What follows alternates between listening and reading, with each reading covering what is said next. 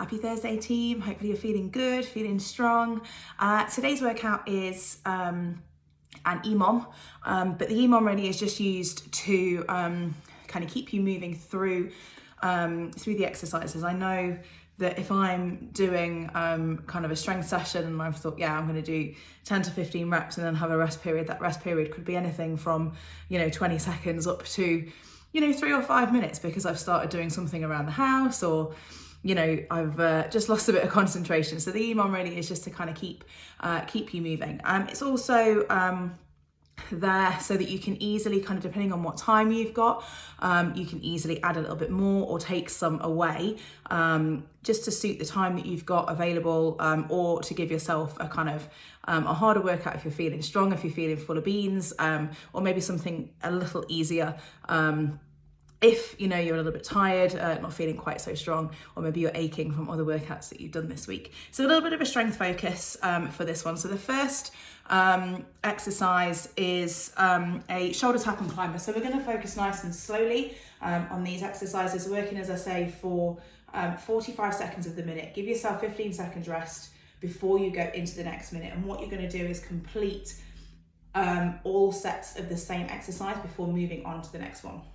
So your first one is going to be a shoulder tap and mountain climber. So you're coming up into a high plank position, the shoulders are over the wrists, so you're going to tap opposite shoulders.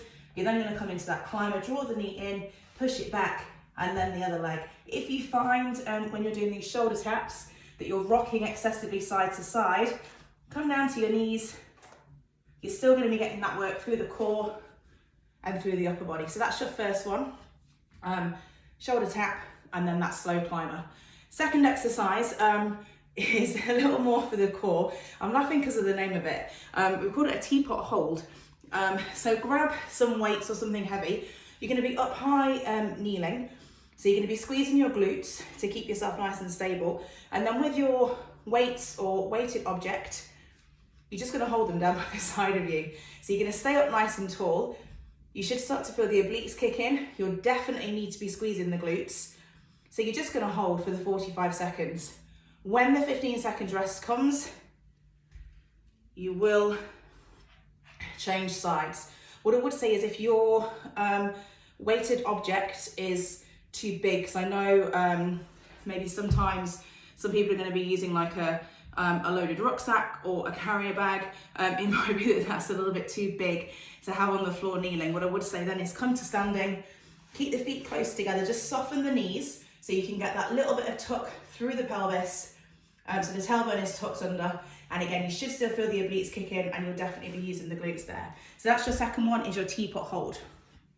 Third is going to be a Romanian deadlift. So again, with your weights, feet directly beneath your hips here, quite a narrow stance, soften the knees. We're going to send the tailbone back, nice and steady on the way down, and then a quick stand up to finish that move. So nice and long through the spine, crown of the head reaches forwards and tailbone pushes back. Next is a swing. So some modifications again, if you're using, kind of carrier bags. I know suitcases have perhaps been mentioned, rucksacks. So if you have got something that you can swing quite easily, feet a little bit wider than hips, push hips back, and you'll come into maybe a little bit higher than the shoulders. Now, if you've got the equipment that allows you to do so, I would like you to try a Gunslinger swing. So you're going to keep this time your weights outside of your legs, push back as you would. As you come up, you're kind of punching those weights up at the side of you, which is why it's called a Gunslinger. So you're still getting that swing action through the glutes, through the hamstrings, where you're pushing the tailbone back, you're engaging hamstrings and glutes, core is still going to activate, but you're just maybe getting a bit more bicep recruitment by adding that Gunslinger action in. So that's your next one. Following that, overhead press. So feet at distance apart, maybe you take a step back, elbows come to shoulder height, up nice and steady. You're just going to take 10 repetitions overhead. In the remaining time that you have in those 45 seconds, It's just going to be an overhead hold. So your shoulders are relaxed and away from the ears, core is engaged, and that's just for any remaining time that you have after your 10 overhead press. Final exercise is going to be a floor press with a glute bridge. So with your weights, come on down to the floor, bring yourself up into a glute bridge.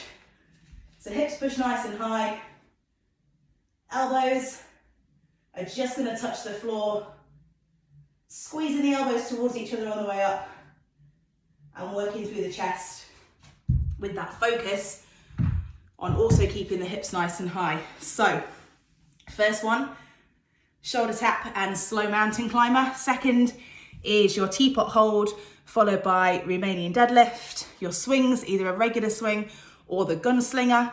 Overhead press for 10, followed by an overhead hold. And finally, chest press with glute bridge. I hope you enjoy, and I will see you next week.